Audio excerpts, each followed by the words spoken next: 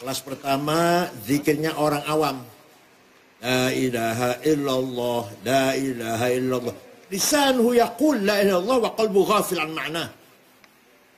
Mulutnya bilang, mengucap la ilaha illallah, la ilaha illallah. Hatinya mall. Hatinya kemana? Atau kemana lagi? Atau kemana lagi? Ke pasar. Itu orang awam itu. Ya, lumayan lah daripada dangdutan. La ilaha illallah qalbu ghafil an ma'na. Masa kita mau zikirnya seperti itu terus, sudah tua gini? Naik kelas dong. Naik kelas. Astani. Lisan yaqul la ilaha illallah. Qalbuhu yani bima'na. Tafaqqa bima'na. Kita mengucap la ilaha illallah, hatinya ikut maknanya. Tidak ada Tuhan yang hak disembah kecuali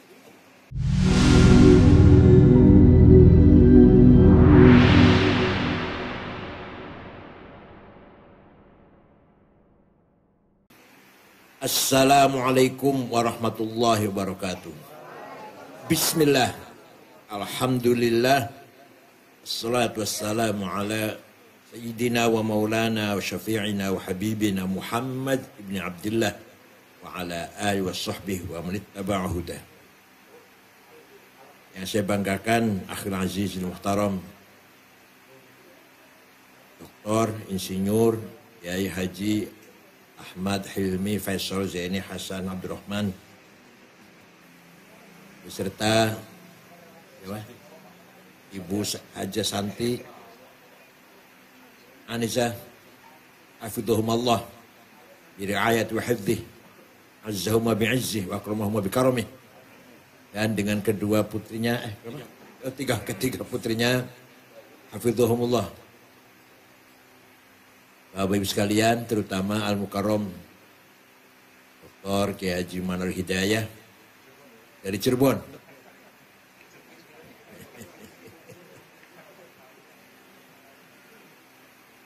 Alhamdulillah, malam hari ini Lailatul Jum'ah, kita semua datang kemari mengucapkan tasyakur kepada Allah hubungan bimunasabati Dikro Maulid Akhil Faisal Ilmi Faisal yang ke-52.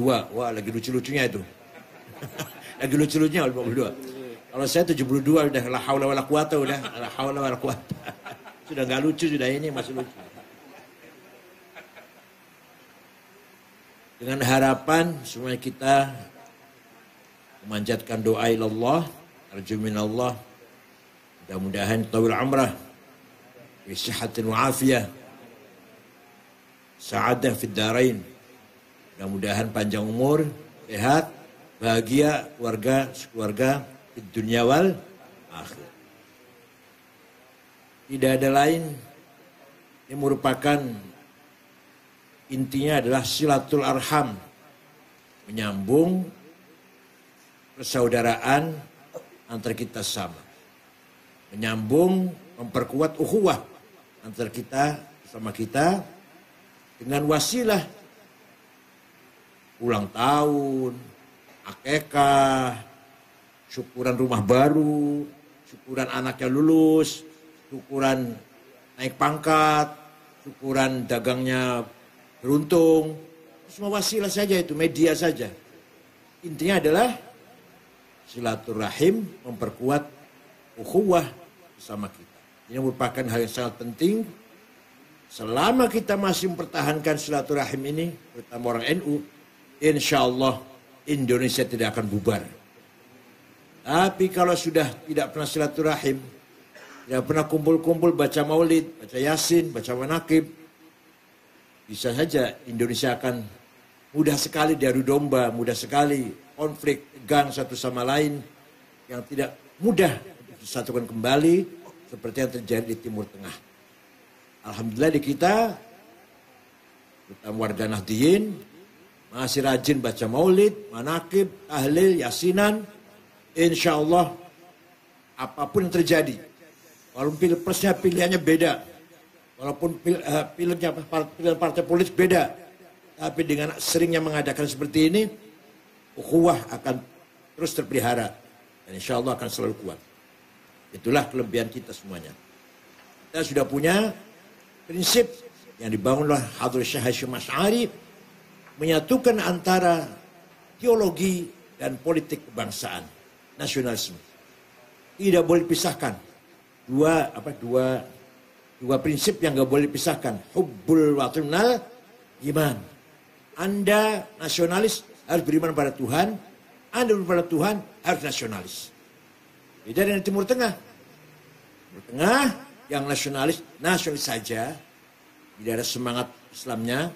Yang Islam saja, tidak ada pernah menyuarakan watoniyah atau nasionalis.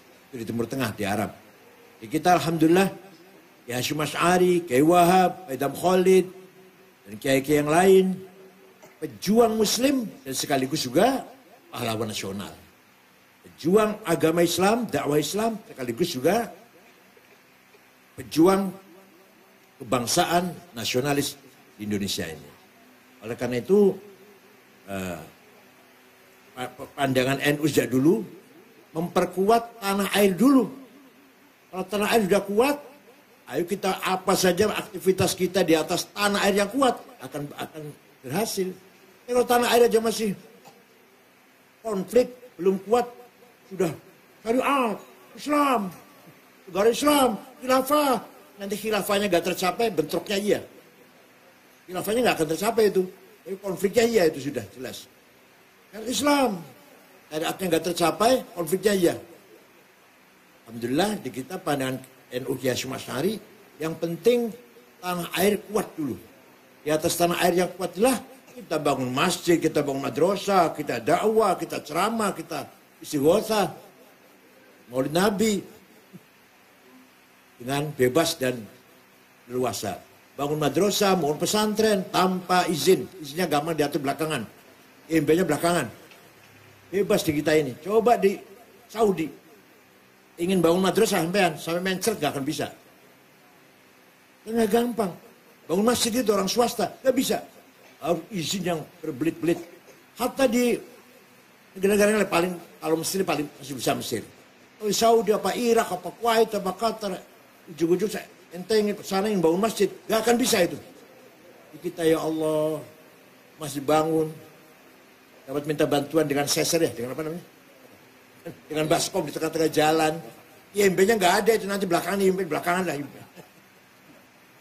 Itulah kita ya. Pesantren, majelis taklim, madrasah, nggak ada IMB-nya semua itu. Gampang belakangan itu diurus. Ini luar biasa kehidupan kita di sini di Indonesia. Bi amnin wa aman, wa mahabbatin wa wi'am. Aman, damai, penuh dengan persaudaraan. Tinggal mari kita tingkatkan iman kita. Jangan sampai iman kita hanya karena keturunan. Jadi kalau kita ditanya, Anda percaya nggak ada Allah? Percaya. Kata siapa? Kata ayah, kata kiai. Itu salah itu. Salah itu. Anda beriman pada Allah? Iya, kata saya. Namanya akidah itu harus dari hati. Kata saya. Allah itu ada. Tuhan itu ada satu Allah. Wahdahu la syarikalah. Anda percaya pada Nabi Muhammad? Percaya. Kata siapa? Kata saya. Percaya pada Quran? Yakin itu wahyu dari Allah. Kata saya. Percaya pada malaikat? Ada malaikat. Kata saya. Percaya pada hari kiamat? Kata saya. Kalau anak kecil pertama kali kata Ustadz, kata Kiai. Kalau kita udah dewasa, mungkin udah jenggot-jenggot begini. Kalau sudah seperti saya mau pamitan sudah. Masa imannya masih katanya? Kata ayah, kata guru, kata Kiai. Seperti saya ini udah tua begini, harus kata saya. Yakin Allah itu ada. Muhammad, nabinya Allah, Rasulullah. Kitab suci Al-Quran. Malaikat, hari kiamat, jannah wan nar, wal iqab, khairi wa syarri min Allah, takdir Allah. Harus yakin dalam diri kita sendiri. Bukan sekedar katanya. Kita udah dewasa, udah tua lagi. Masih katanya terus. Paham tidak?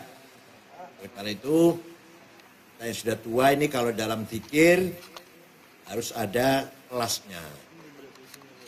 Kelas pertama, zikirnya orang awam. La ilaha illallah, la ilaha illallah. Lisanhu yaqul la ilaha illallah wa qalbu ghafil an ma'nah. Mulutnya bilang, mengucap la ilaha illallah, la ilaha illallah. Hatinya mall. Hatinya kemana? Atau kemana lagi? Atau kemana lagi? Ke pasar. Itu orang awam itu. Ya, lumayan lah daripada dangdutan. La ilaha illallah qalbu ghafil an ma'na. Masa kita mau zikirnya seperti itu terus, sudah tua gini? Naik kelas dong. Naik kelas. Astani. Lisan yaqul la ilaha illallah. Qalbuhu yani bima'na. Tafaqqa bima'na. Kita mengucap la ilaha illallah, hatinya ikut maknanya. Tidak ada Tuhan yang hak disembah kecuali. Zikir kita beratus-ratus nggak mujahan karena kosong. Zikir sih ratusan kali itu ada kalah terus, mungkin nggak pernah menang. Itu. Kalah itu dosa loh, kalah itu dosa. Kata Allah, wala tahinu wala tahzanu wa antumul a'launa in kuntum mu'minin. Kamu jangan kalah, kamu harus menang. Wa antumul a'laun. Kamu benar-benar orang beriman. Kalau kalah, dosa itu. Dikira kalah nggak dosa apa? Menang itu wajib, kalah itu dosa. Karena zikir kita, istighotha kita proposal. Istighotha proposal. Alah ya Allah. Jauh dari aqrab ilallah itu. Yang kedua, hatinya, lisannya mengucapkan la ilaha illallah, hatinya dengan mengikuti maknanya, tidak ada Tuhan yang hak disembah kecuali. Yang ketiga, la ilaha illallah, lisan yaqul la ilaha illallah, wa qalbuhu ya'taqid bi anna bi anna al-alam kullah sadirin min dhatin wahidah. Lisannya mengucap la ilaha illallah, hatinya meyakini bahwa yang ada ini semua datang dari yang satu. Datang dari yang satu, yaitu Allah. La khaliqa illallah. Tidak ada pencipta kecuali. Yang keempat, lisan yaqul la ilaha illallah, wa qalbuhu ya'taqid anna al-wujud Allah lillahi wahdah. Lisannya mengucap la ilaha illallah, hatinya mengatakan, meyakini tidak ada yang wujud kecuali yang selain Allah adalah diwujudkan. Kalau Allah lah yang wujud sebenarnya, ini hanya diwujudkan. Nanti pun akan ditiadakan. Nanti pun kita akan diakhiri wujud kita. Kita dipinjam saja, wujud kita dipinjemin oleh Allah. Sampai kapan nggak tahu. Siapa tahu nanti pulang dari sini deh. Diminta sudah. Jadi yang paling peak adalah, yang paling puncak dikit adalah la wujuda illallah. Itu arti daripada la ilaha illallah. Dan demikian maka para ulama sufi mengajak kita semua belajar fana. Fana itu apa? Fana itu lebur, tiada. Nah, fana ada 3. Semua orang mukmin, orang muslim, orang mukmin harus fana an ibadatis siwa. Fana dari menyembah selain Allah. Fana dari menyembah selain la ilaha illallah, ay la ma'budu bil haqq illallah. Yang pertama itu. Yang kedua, fana an iradatis siwa. Fana dari kehendak yang lain selain Allah. Kan ketika kita mengucapkan la ilaha illallah, artinya la iradata illa iradatullah. Tidak ada kehendak kecuali kehendak Allah.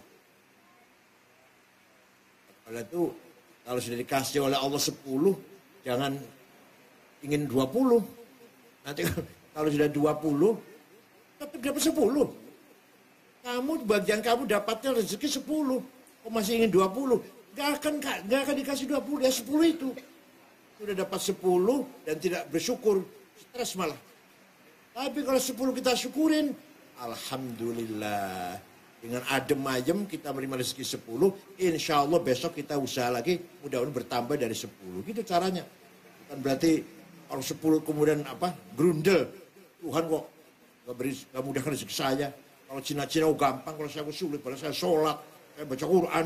Sulit sekali usaha ini, bisnis ini. Kalau Cina-Cina gampang. La iradata illa iradat Allah. Tidak ada kehendak yang efektif, yang berlaku kecuali kehendak. Jadi kita kalah pun kehendak Allah juga itu. Kita kalah ini. Kita miskin, kita bodoh, kita kalah. Tidak keluar dari iradatullah. Ya, karena kita kurang usaha keras. Oleh karena itu, para aulia, para sufi, bisa isqatil iradah. Menggugurkan, meniadakan iradahnya dirinya sendiri. Tidak ada kehendak. Tidak ada kehendak sama sekali. Ketika mengatakan, la ilaha illallah, la iradah illallah, tidak ada kehendak kecuali kehendak Allah. Saya tidak punya kehendak apa-apa. Saya tidak punya kehendak apa-apa. Berarti ceritanya Syekh Abu Yazid Al-Bustami Mi'raj. Di langit pertama jumpa dengan para malaikat yang sedang baca tasbih, istighfar. Malaikat mengajak, ayo Abu Yazid, zikir dengan kita, ibadah.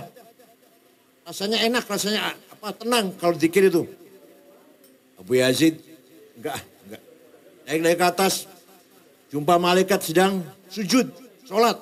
Ini Abu Yazid sholat. Mendekatkan diri pada Allah. Enggak. Sampai ke atas,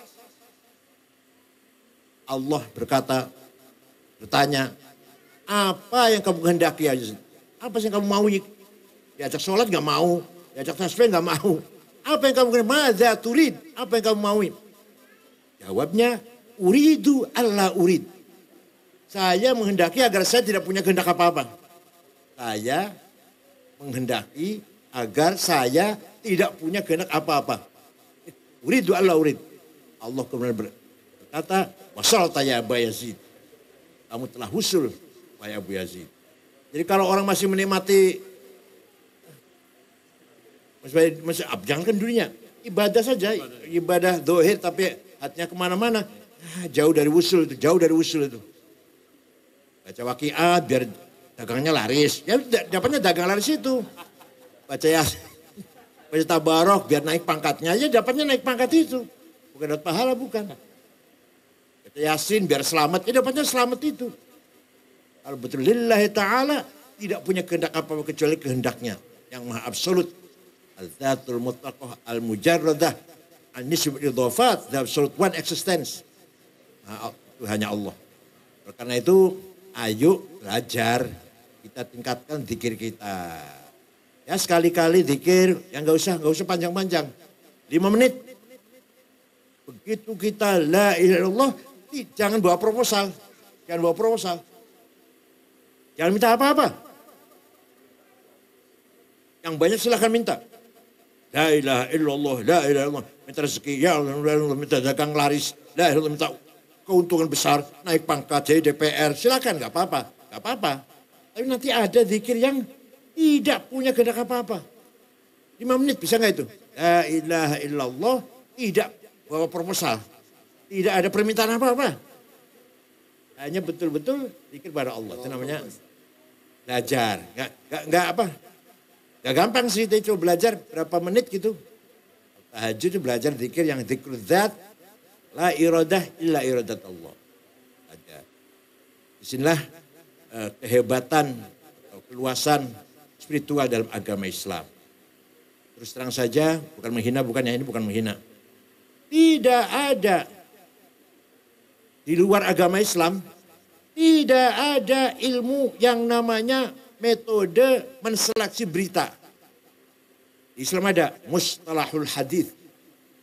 Hadis semuanya sama, ada yang sahih. Kalau memenuhi syarat 4, antara murid dan rawi dan gurunya ketemu langsung. Jadi saya mengatakan, kata Kiai Hasyim Asy'ari, enggak sah itu. Saya enggak pernah ketemu. Jadi kalau kata Gus Dur, itu boleh. Yang kedua, gurunya itu dhabit, enggak pernah lupa. Ingatannya kuat. Yang ketiga, thiqah. Tidak pernah melakukan hal yang remeh-remeh. Mencuri sendal di masjid, enggak pernah. Yang keempat, adil kelakuannya gurunya. Baru itu hadis sahih. Kurang 1, turun hasan. kurang 2 turun dhaif. Dhaifnya maqtu', muqatta', mauquf, mu'allal, mursal, mu'an'an, mungkar. Di agama lain gak ada.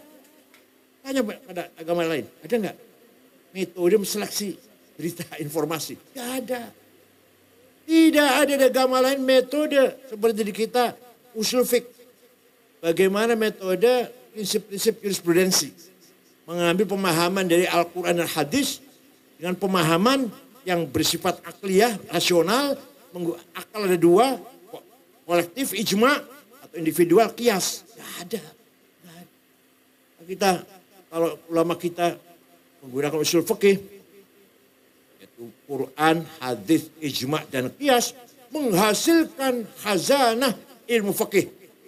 Ilmu fikih itu hasil dari apa? Ijma dan qiyas. Ilmu fikih itu dari Safinah sampai Majmu' 24 jilid, Mahalli 40 jilid. Itu hasil ijma' dan qiyas. Metode rasional dari para ulama paling banyak qiyas. Cuma sedikit. Banyak qiyas. Adanya ijma' dan qiyas melahirkan ilmu namanya ilmu fikih.